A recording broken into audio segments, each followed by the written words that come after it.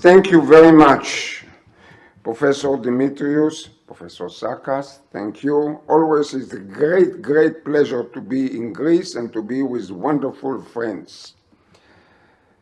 Professor Dimitrios Bogdanos asked me, when did you start to study autoimmunity?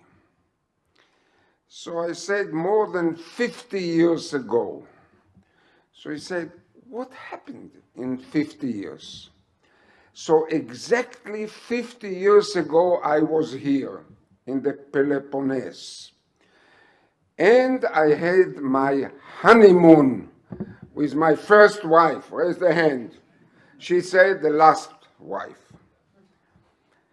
So he asked me, what happened since then? What did you achieve? 3 children and 4 granddaughters. I don't know how to produce grandson, only granddaughters. So he asked me to summarize the 50 years in slides. I know that I'm the last barrier between you and the dinner. So I decided, my dear friend, to squeeze my lecture from the 2 hours that you asked me to only 20 minutes. So you can see that my lecture title is Why We Develop Autoimmune Diseases. And you see only 2 out of many pictures that I had together with my dear friend Dimitrios. And the main thing is the Congress of Autoimmunity in Slovenia. You are all invited. Please submit abstracts. We will try to pick them up as oral presentation. So I hope to see all of you, not only those who respected me and are sitting here, but also the 1,000 people who are on the net with the website. So, as I said, I have no conflict, only one conflict with my wife, but I will solve it later on. So you see that in 5,000 years, there was no significant development. You can see the 2 vehicles, they are very, very similar. But in my case, it was different. I thought that I'm clever, but I was stupid. And it had to go many stages until we come to the basic of understanding why we develop autoimmunity. So the beginning of my research in the laboratory was in the United States with the idiotypic network. In our body, we have antibodies. We have also autoantibodies, low titers.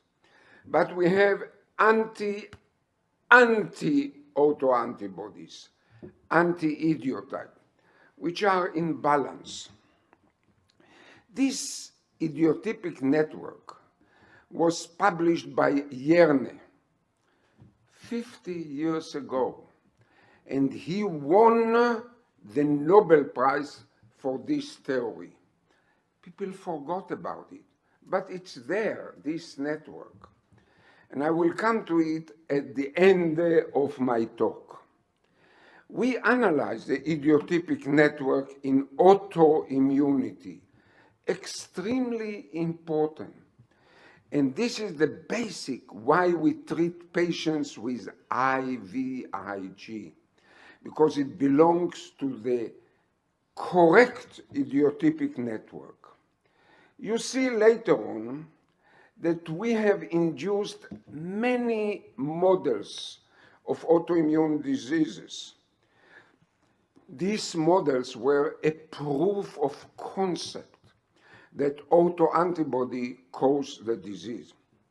But also they were used to develop new therapies for autoimmune diseases. One of them is TPC, tafcin phosphorylcholine, a compound from helminths. How do you say helminths in Greek? Elimine colic, so you understand. Where there are helminths, there are no autoimmune diseases. Where there is malaria, there is no lupus. Because the helminths secrete something which induce T regulatory cells. So we found the compound, we synthesized it, and we hope that eventually it will be developed as a substitute to corticosteroids. Then we developed IVIG as a panacea for many autoimmune diseases, including systemic sclerosis. Just last week, I got a review about IVIG, how it reduces the fibrosis. Then we developed the Asia syndrome, which you will hear a lot about it in the Congress in Slovenia. But the Asia syndrome is actually how we develop autoimmune diseases. Then we have studied a lot the infectious origin of autoimmune diseases, and we paid a lot of attention on EBV, but recently on the COVID syndrome, which is notorious. Actually, after the COVID infection and after the COVID vaccine, we had an avalanche of autoimmune diseases, and most probably there is already a significant increase in the incidence of autoimmune diseases following the COVID. Why? Because of him, molecular mimicry. The viruses coated themselves with our own constituents, and then when they invade our body, we generate antibodies against the virus, but they are redirected to our own body compounds. Then we have come to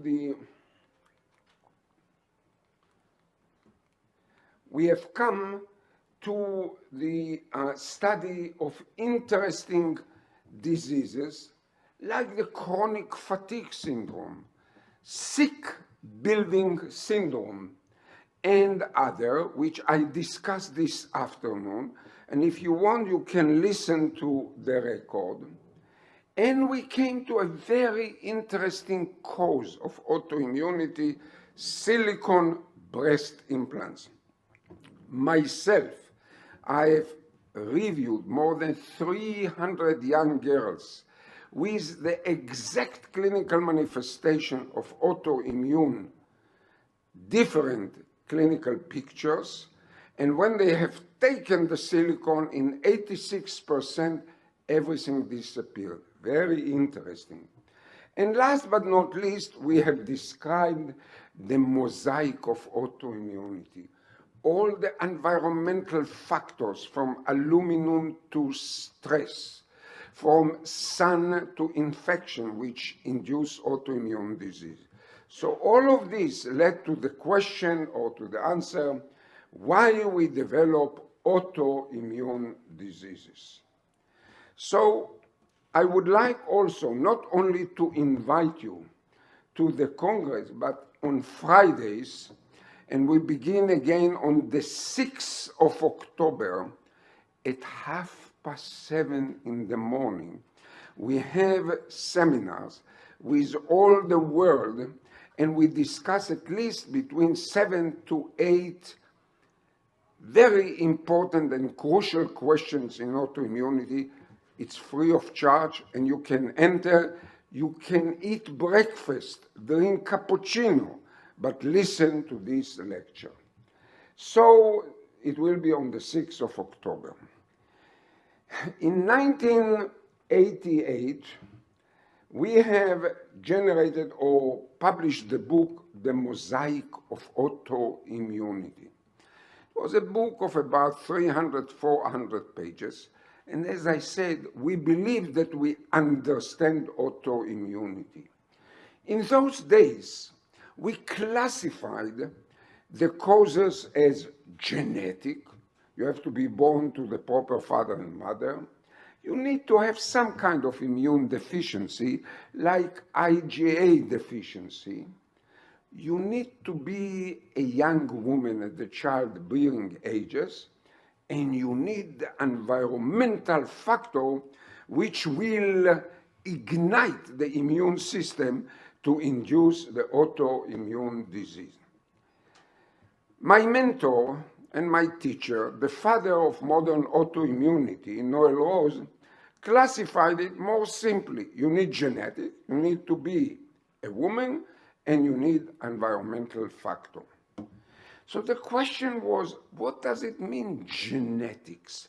Why, if you are born to a mother or father which belong to families with different autoimmune disease, you develop autoimmune disease? It was an enigma.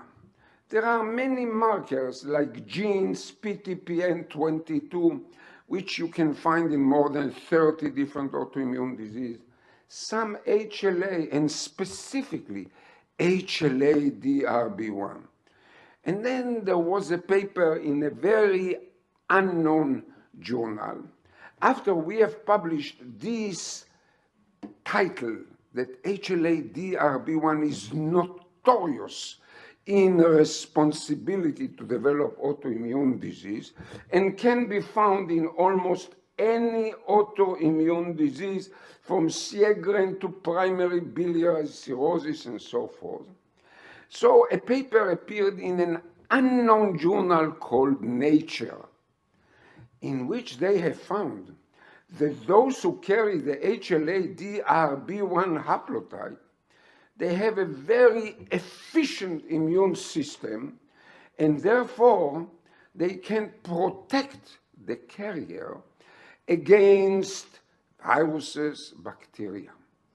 But this very efficient immune system, when it is more challenged by COVID-19 or EB virus or aluminum or sun or stress, etc., it can turn against yourself. So it is advantage in evolution, but it is a risk of developing autoimmune diseases. So then 30 years after, we have published again another edition of this mosaic of autoimmunity, 600, 700 pages. We still believe that we are clever, but there is a lot to study in the future. So if you are still young, go and do research, and search again and again. Today we believe, and maybe we are wrong, that you need genetic, the HLA-DRB1, the PTPN, other genes, etc. You need the hyperstimulation, then you generate autoantibodies. This is still not a disease, it's a preclinical condition. But if the stimulation continue, you will develop autoimmune disease. If it will continue, you will develop lymphoma, B-cell lymphoma, specific lymphoma. Do you want to have a very interesting clinical condition? Sjögren syndrome, in which you develop autoantibodies, anti-Rho, anti-La, then lymph node, then clinical manifestation of autoimmune disease, and eventually sevenfold, maybe tenfold increase in lymphoma. Also, in silicone breast implants, the women developed B-cell lymphoma. Only those who carry the silicone implants. It was not found in somebody who do not or does not carry the silicone implants. It's very rare, luckily, but it's the same story as you can see here. So the question tonight before dinner, do I have a proof of concept to this theory, why we develop autoimmune diseases? The answer is yes. One of the proof of concept is the winners of the Nobel Prize in 2019, Allison and Honcho, who believed that we do not overcome uncurable cancer because our immune system, even though it recognizes the cancer as foreign, it is blocked. Therefore, let's take the blockage and let the immune system be exaggerating and attacking also the cancer. Nobel Prize. Because today, with this therapy, which is named or entitled checkpoint inhibitors, we take the inhibition and we let the immune system be aggressive, enables us to cure about 25% of cancer that we didn't cure before, cancer of the ovary, other cancers, etc. So there was a justification for Nobel Prize, but there was also justification to these two people because they were a proof of concept for me, because they enabled the immune system to be aggressive. What happened when we have hyperstimulation of the immune system? We develop autoimmune disease. So indeed, following the checkpoint inhibitor, and I saw that you have lectures here, and we will discuss it also in Slovenia, the patients develop almost any organ autoimmune disease in the world. So it's a concept of or a proof of concept for the hyperstimulation. It's still a good bargain because we know how to overcome this autoimmune disease, and when you stop the checkpoint inhibition, some of these autoimmune diseases regress spontaneously. Very important for future development of autoimmune disease. But why not all people who are treated with checkpoint inhibitors develop autoimmune diseases? Only those who carry HLA-DRB1, because a priori they have a very aggressive immune system, and then comes the checkpoint inhibition therapy, and they develop autoimmune disease. So, first proof of concept, genetic hyperstimulation, checkpoint inhibitor enable this hyperstimulation, and autoimmune disease. So we say, you have one concept, one proof of concept. Do you have another proof of concept? Yes. You see, this is the Silicon Valley, the silicone breast implants. And in a paper in International Journal of Epidemiology, very high impact factor, we found when we have analyzed 20,000 young women in Israel with silicone implant and compared the incidence of autoimmune disease to 100 healthy young women without silicone implant, and we found all autoimmune diseases in an increased incidence. So if you have silicone, it is inert? No. This was a mistake of history by the Japanese. The silicone is not inert to the immune system. It reacts like an adjuvant, which comes from the Latin word adjuvare, to help, to stimulate. Not only that, the silicone, even if the capsule is intact, it diffuses. We call it bleeding. We found silicone in the inguinal lymph node in some of the patients. So the women, young women, who are prone to develop autoimmune disease, 83% of all autoimmune diseases affect young women because they have a hyperstimulated immune system.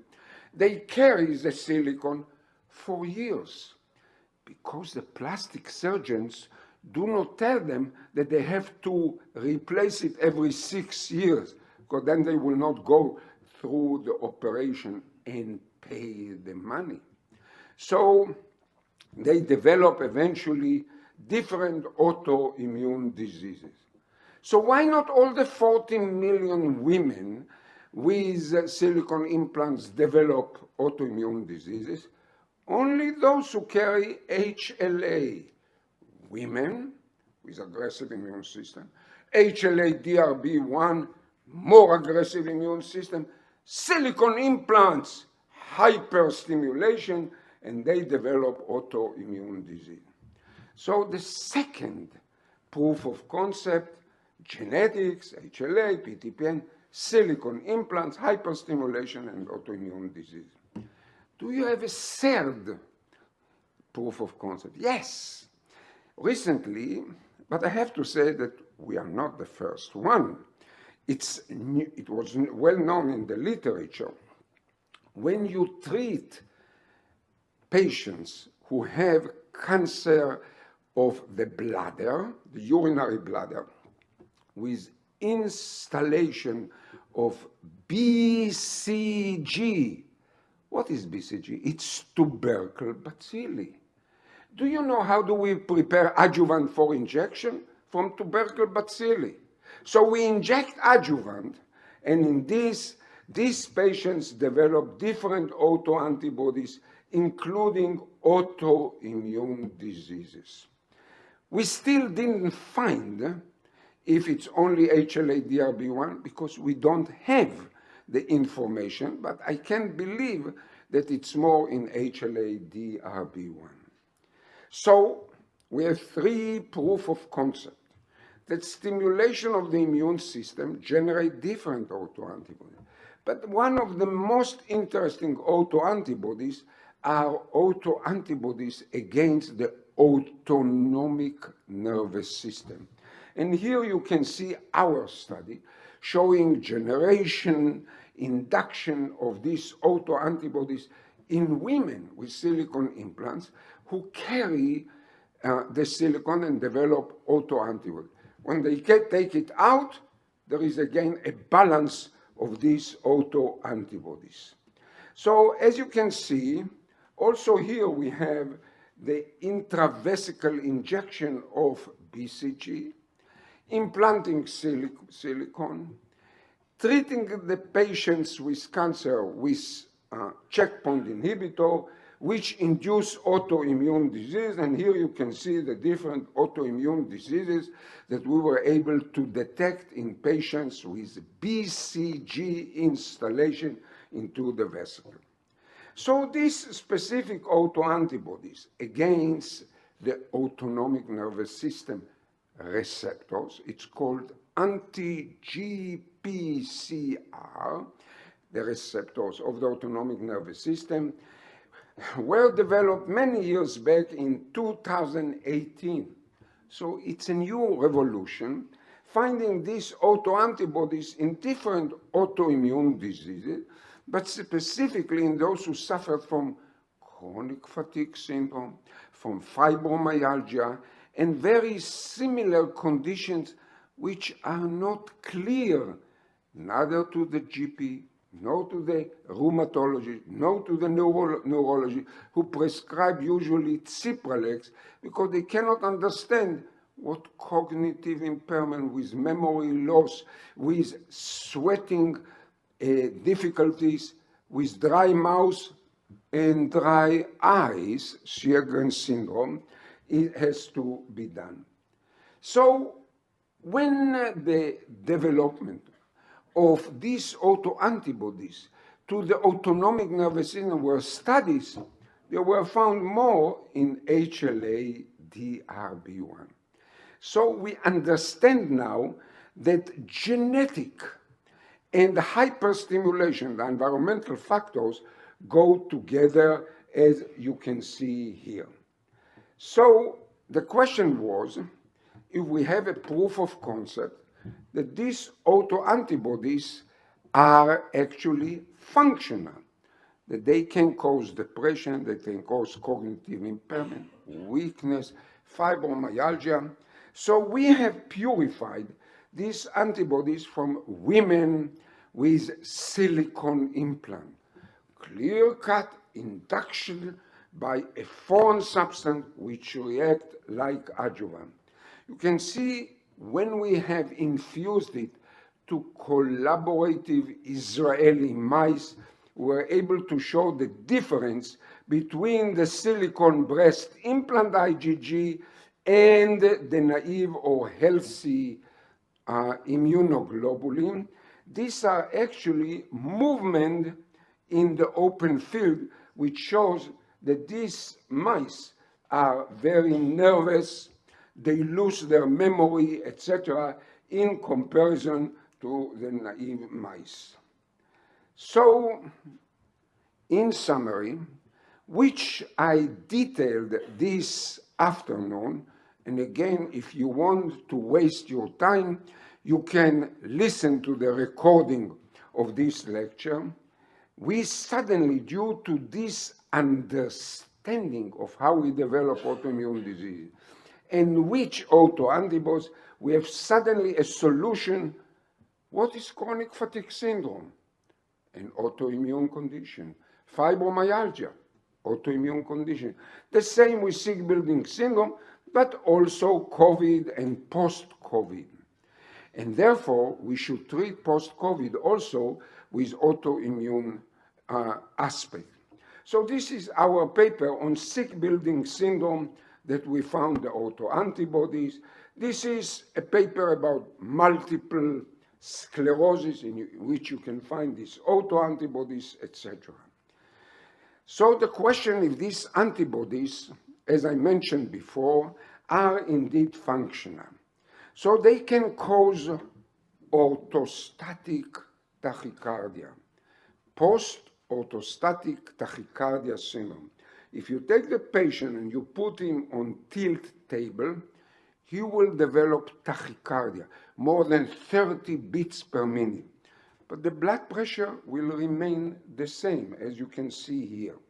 So Chinese researchers isolated these antibodies and injected it to collaborative rabbits, as you will see. In Israel, the mice are collaborative.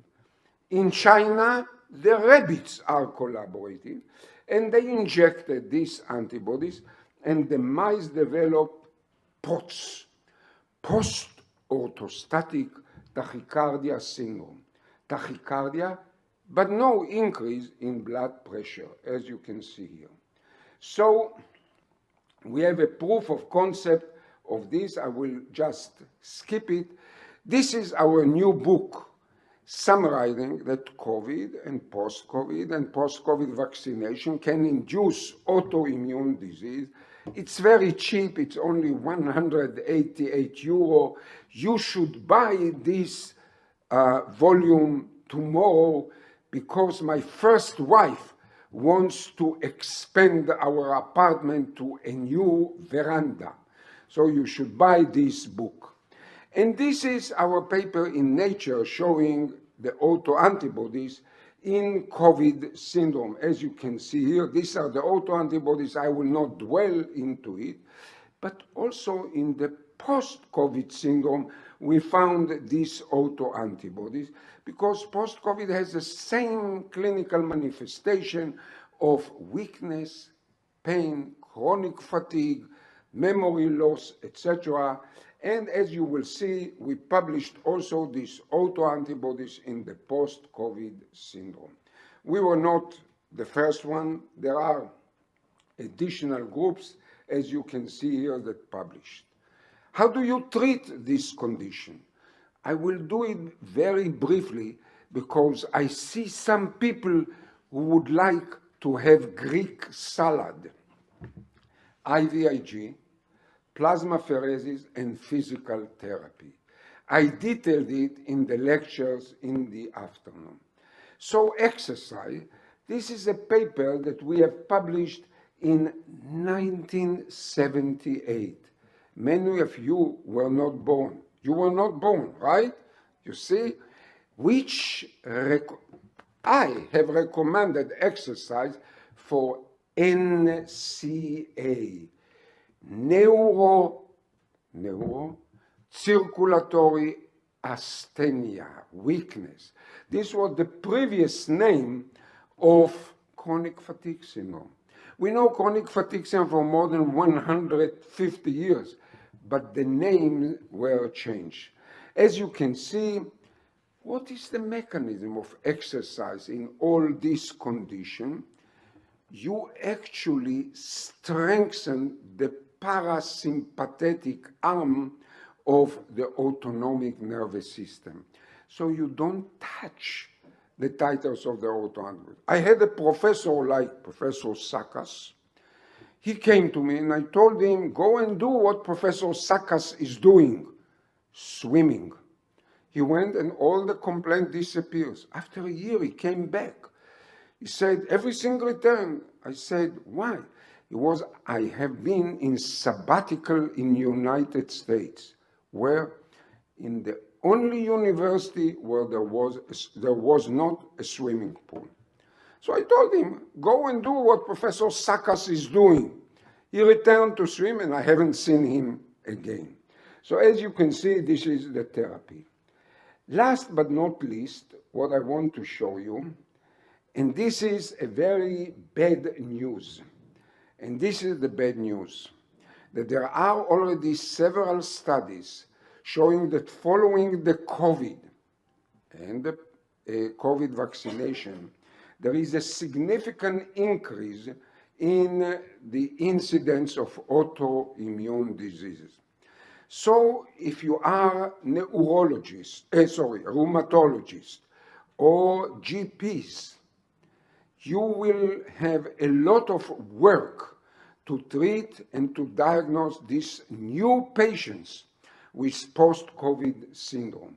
These are just the details. This is another cohort of increased incidence of different autoimmune diseases following the COVID-19, increase in the incidence of autoimmune diseases in the future. So it was a big study in Germany, and despite the fact that my son-in-law, raise a hand, gave a lecture about artificial intelligence, and the question was raised, if you will be unemployed in the future, don't worry. You will have enough work with all those autoimmune diseases increased as a post-COVID syndrome.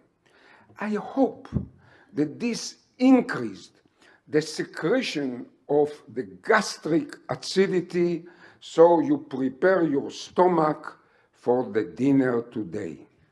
Thank you very much for your attention. Don't worry, I want to give you a compliment that you were the best audience I've ever had this evening. Thank you very much for your attention. Thank you very much, Yehuda. This lecture is a state-of-the-art lecture. Theoretically, we don't have questions, but of course we need to take the advantage of Yehuda being around, and if there is any question, I'm sure that you will be happy to answer. Is there any question? Of course, we have also the time in the dinner, and you can join him and you can ask him whatever, but after he's having his dinner, correct? I don't see anybody going to the microphone. This means, Professor Dimitrios Bogdanos, that it was so clear that there are no questions anymore. Thank you very much. Thank you.